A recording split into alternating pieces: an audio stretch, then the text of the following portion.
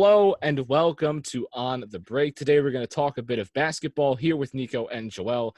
And how you guys doing today? Let's get that out of the way. Doing good. Doing all right with everything going on. Yeah. Doing good. Yeah, I'm doing good too. Happy to be here. Happy to be here. That's all you can really hope for these times. And basketball has been an interesting talking point. There's been a lot of oddities going on, but also a lot of great basketball as it is. And one of the main things that we've all noticed is that there's been a lot of guys that have just outperformed their usual expectations in this bubble. You know, TJ Warren would never drop 50 points unless if he was in the bubble. And, Gary Trent is shooting like 60% from the three-point line. Doesn't make sense, but it's happening. Apparently it's because of some depth perception thing where, without the fans, or it's like shooting in a gym. But for whatever reason you may come up with, TJ Warren dropped 50 points at some point. It's a little while ago, but it happened. Mm-hmm. Damian Lillard dropped 61. They had another 60-point game too. But we all decided to pick one player that we've really liked so far, that has really, stood out to us, that has outperformed their expectations in the bubble. And let's get into it. Nico, I'll start with you. Who do you really like out of this bubble so far playing well? And it's going to be the man you just said, Damian Lillard. He has been ridiculous in this bubble. I mean, he dropped 61 the other day, and then the game before that, he dropped 51 versus Philly. I mean, you talk about a guy who's like really carrying his team right now, with CJ being like on and off. I think he's been hurt a little bit. I know he got hurt the other night, or he's been playing through back problems. He's just been inconsistent. Yeah, he has. And Carmelo's, Carmelo has been better, but throughout the season, Carmelo wasn't very good.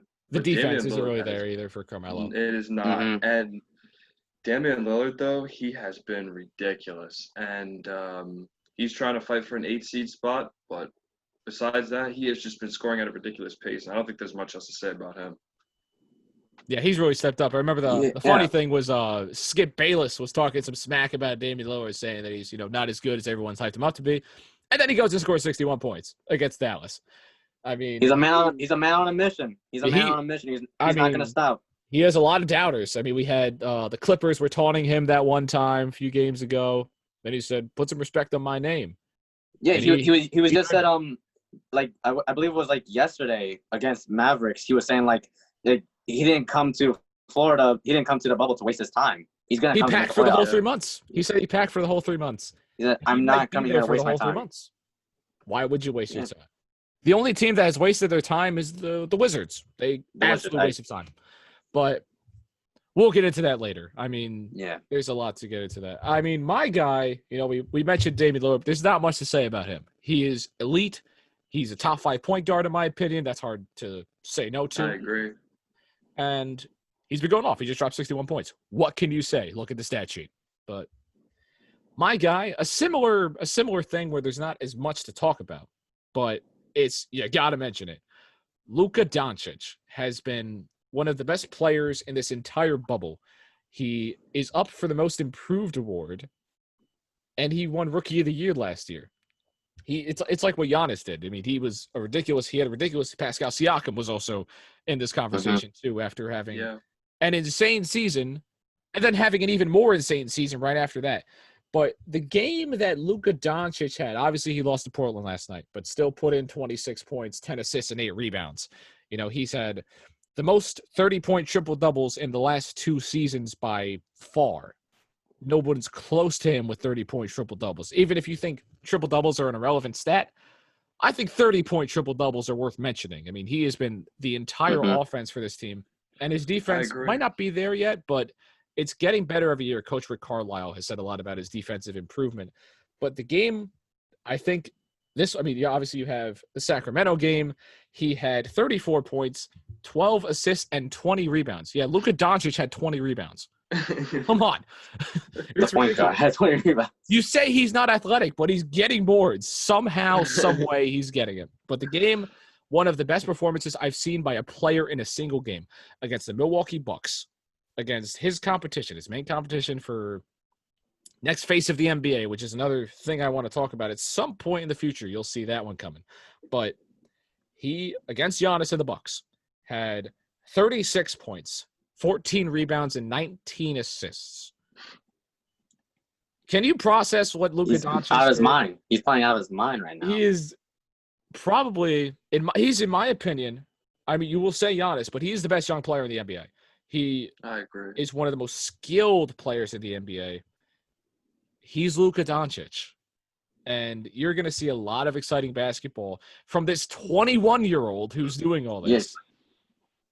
Yeah. My God. I'm just going to say what I usually say. We'll wait and see. Joel, who you got? Yeah, like you said, Damian Lillard, Luka Doncic, they've both been popping off lately. But I wanted to focus more on a guy that really I don't think anyone saw coming, and that's Michael Porter Jr. Michael Porter Jr., in the 2017 class, he was a top prospect. In the 2018 draft, had he not gotten hurt with his back injury, he would have been a top 5 pick. Yeah. He would have been a top 5 pick. But unfortunately, with the injury concerns, he dropped all the way to 14 to Denver. And, yeah, he missed all his first year because he was injured. And I believe he also had a knee injury. It was just – he was all banged up. And, yeah, in the bubble, he's been averaging 50% from the field and around 11 rebounds a game. And that was just in 5 games? In 5 games, and 4 of his last 5 games, he's been averaging 30 points. The one game that he did not average 30 points was with less minutes against the Lakers when he hit every single shot he took. He went 6 for 6. Quarter. Yeah, there you go. Yeah. With Michael Porter Jr., I think he's just evolving into the player that everyone predicted that he would have been out of Missouri. And, like I said, I was looking at the top 5 draft, and I feel like he could have been drafted over Jaren Jackson. I think he could have been. He could have been drafted over Marvin Bagley. A lot of these guys who haven't been really performing or have been dealing with injuries. And Michael Porter, who missed an entire year, he looks better than them. At least Marvin Bagley. I know Jaren Jackson just got hurt, but still, I feel like Michael Porter Jr. is really evolving into someone that could become a superstar in this league and a potential all-star. Like everyone thought he would have been had he never gotten hurt. Yeah, his potential is absolutely through the roof. When he was that class, he would have been, if without the injury, he might have been the number 1 pick in the draft. He probably could have been. That's how great his potential was. Yeah. Everyone said his potential to be one of the best players in the NBA. Coming into the draft, he had not near Zion hype right before college and in high school, but it was there, and everybody said this guy can ball. He's showing he can do it. He's had 15 points, 23 points, 27 points, 30 points. He's a scorer, and he's doing it with double doubles. He's doing it with double doubles too, rebounds. And he's tall. Yeah, that's the big thing. Yeah. He's 6'10". He's a big guy. He's for a small forward. Wow. 6'10", athletic, and has a lot of room to grow. I think we've heard this story before with Giannis Antetokounmpo. Just saying it. I don't think he's as much of a freak. Yeah. It's a similar story. We saw how good he turned out. Similar comparison. I mean, we'll see. One went 14th, one went 13th. I mean, it's not too far off. Yeah. You never know. Long prospect, sat for a while. I mean, this might be the new way to get superstars in this league. Have them sit, have them develop, because the body is a big thing. He's developing that. Let him bulk up a bit. Yeah. Work on the shot. I mean, he's got a good shot. But, he's got a great 3-point shot. I like his 3-point shot.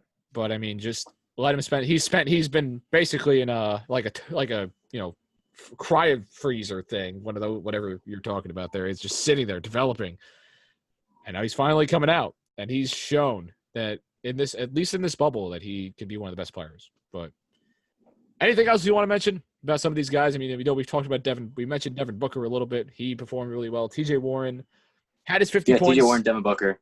Had his 50 points. I just think Devin Booker's doing what Devin Booker, scores, and he scores to score. That's Devin Booker. And his team's 7-0.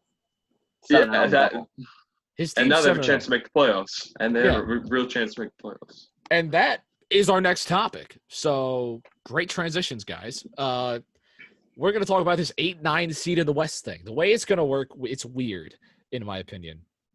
There's going to be I don't think it's that weird. There's an 8 and 9 seed, and the 8 and 9 seed are going to play twice. Or am I wrong? That's how it's going. I thought They play each other though. It's like they a play plan. each other. It's like a series. I think the 9 seed has to win twice, and then the 8 seed just has to win once. It's a best of 2. Currently, the 8 seed's Portland. Correct, and I believe now the 9 seed front runner is Memphis. It's a weird scenario, but this is what we asked for. This is what we wanted. We wanted some weird stuff to happen. The Spurs are in it. Memphis just needs to win to get that 9 seed. Portland. Pelicans are out. Pelicans are out. Kings are out. Even though they set up the whole bubble just to get the Pelicans in. Just to have Zion, the poster boy, be in. But But they still found a way to screw that up. But hey. That's the Pelicans for you. They screwed up AD. They're about to screw up Zion's career. Wouldn't be surprised. But they weren't giving him a lot of minutes, and I don't really know why, because I thought he was at least 100% healthy. Injury? Yeah, they want to do that injury. I was like, what was he doing like the last few months? I mean, like, was he injured? No, he wasn't. I don't think he was. It's some Kawhi-like stuff, but Zion hasn't done anything like Kawhi, so why are we doing this? He's got to play. Yeah. But, yeah, Zion's injury thing is weird, man. I think they just kind of walked into this and said, I don't want to play Zion that much in the bubble. You don't want to risk something in a champion. You're not going to win the championship. Pelicans are not going to win the championship. And you don't want to risk your potential superstar. I don't know. Zion's mad that he's not getting minutes, but that's besides the point. Right now, it is the Suns who are 7-0. Mm-hmm. The Spurs still sneaking in there. They are still sneaky. Your Spurs, Joel. I know you like your Spurs, but they're still in it. God. But it's really going to come down to a win from Portland and Memphis. I think that's what's going to happen. I don't know if you guys have any crazy predictions about this 8-9 seed. Nah. Not at all. Like when we were talking about Portland, like just a couple of episodes ago, like John and I were talking, like I predicted that Portland would get the 8th seed. Yeah. And I'm sticking with that, and it's not even close. I agree. Like I think they got the most experience. I said the Pelicans. I will admit I was very wrong. I thought Zion was going to play. I would say Portland and Phoenix are going to play. I think Phoenix is just hot, and I think Portland's just going to. And Memphis plays the Bucks. That's the problem. Yeah. But I do think that Portland comes out on top. I think Portland just has, as much as, it's an 8 seed, but, they do have the most experience. They got Dame. They have Carmelo. So they got to face the Nets. They got to face the Nets. I think the Blazers are a lock. I think the Blazers are a lock. Yeah, I would say that too. If you can't beat the Nets, like, come on, man. Then you don't deserve it. I understand that the Nets beat the Bucks earlier this season, but Giannis barely played that game. Yeah. So, like, I don't know. Like, I honestly think that Portland will get the 8th seed. It all comes down to that 9. Like, the 9's going to be big. I don't see Memphis getting it. I really don't see Memphis Phoenix, getting it. No. And San Antonio, I really, like, as a Spurs fan, I don't want them to get it. I really don't want them to get it because let's say we get the 9 and we end up somehow, some way beating Portland and we get the 8th seed. I do not want to face the Lakers in the first round. Yeah. We're going to get crushed. Embarrassment. As an NBA fan, I would rather see Portland play the Lakers. I think we all would. I agree. I think that would be a better series, but I just don't see either. I don't see any of the teams that get in beating the Lakers. Oh, no. I would never predict that in my life. I feel like as much as a lot of big-time analysts want to say that they think that Portland's going to make the finals or shock the Lakers, no one's beating them. Like, they're not beating the Lakers. No. Portland, I would say Portland has a chance, but that's not saying much. Yeah. They have a bigger chance than like the Grizzlies, the Suns, or the Spurs. I would say that. But when it comes to like who wins that series, Portland, Lakers, it's Lakers. And I wouldn't be surprised if they swept them. Lakers in 5. I'll go Lakers in 5. I wouldn't be surprised if they swept them. Yeah, it's not hard. But okay, but the real scenario, I mean, this is what matters on Thursday. Tomorrow, actually. Yeah, today is Wednesday, tomorrow. I think. Yeah. Mavericks play the Suns. Tough game. The Kings play the Lakers. No one cares about that. The Bucks play the Grizzlies. Tough game for the Grizzlies. This is the big point of why we don't think they're going to get in. Is Giannis going to play? That's the question. That's the big thing. But even if he doesn't play, Chris Middleton is they're still a great team. They're probably still a better team than Memphis overall without Giannis. Yeah, exactly. They might be. They're still a tough team. It's a tough play regardless of Giannis or not. But, not to mention Jaren Jackson's out. Yeah, exactly. And then you have the Spurs playing the Jazz. That can go either way to me. It's a weird game. And then you No have the idea why. Trailblazers playing the Nets. We think the Blazers are going to win that game. I do, yeah. Honestly, I'm going to go with the Spurs getting the 9th seed. Really? I think the Suns lose to the Mavericks. I think that the Grizzlies lose to the Bucks. And I think the Spurs beat the Jazz. So, here's the thing. The Grizzlies can lose and then have Phoenix and Spurs lose. Still get in. They're in a good spot. That could happen. True. That could happen. The Grizzlies have it the best. The Grizzlies probably have the best way of getting in right now. Yeah, definitely. I don't think they can screw up the most and probably still get in. Right. Because Mavericks and Jazz are the Suns not easy. The Suns have to win. Right. I believe the Suns have to. Going 8-0 is hard. But if they do it, then they deserve to get in. Exactly. And they beat Dallas. They beat Dallas already before, so they could do it again. They could. What was it, last week, 2 weeks ago? Yeah, something like that. They already beat them. It's going to take a big performance from Devin Booker, and he's put in a lot of those. So we'll see what happens. But That's not asking much for Devin Booker. maybe Luka doesn't play. That would change a lot. Or Porzingis. He fouled out yesterday. Like, a lot of fouls and everything. Yeah, it might. Something like that could happen. Yeah. You're basically getting in by technicality at that point, but you get in. See what happens. Yeah. It's going to be weird. Tomorrow is going to be a lot of fun to watch, and I am going to be tuned into a lot of these games. It's all on TNT. It's all on TNT. One channel, sit down, watch it all. Let's do it. The way it's actually looking now in the West standings, it looks like Dallas, Utah, Oklahoma City, Houston are all either a game or a half game. Like, this is going to be down to the wall. So I think Dallas is going to play tomorrow. Like, I do think Dallas is going to play. Like, they're going to really try to win that game. So if you're Dallas, you would really want that fifth. Because seeding you matters. don't want to play the Clippers. No, they don't. No way. They would have to run it right now. Dallas would run into the Clippers the first round. Yeah. So then you need tonight you got Pacers, Rockets, you got Heat, Thunder, Clippers, Nuggets. Based on the result, if the Mavericks are locked into the 7th seed tonight, there's no point in playing your stars tomorrow. No, there's no point. There's no point. But if you have a chance to maybe not play the Clippers, go all out and win that game. Yeah. And they can. But a lot of it is going to be what happens tonight. This is a Wednesday.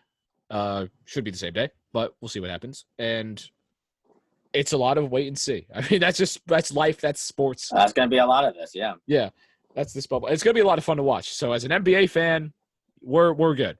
We have a lot to get into. But I want to go watch these games. So we're going to end this here, I think, unless if you guys have anything to add. No, we're good here. That's it. All right. That about wraps it up. That will wrap it up, Joel. Thank you. Thank you so much for watching. We're on the break. Signing off for Nico and Joel. Thank you for watching.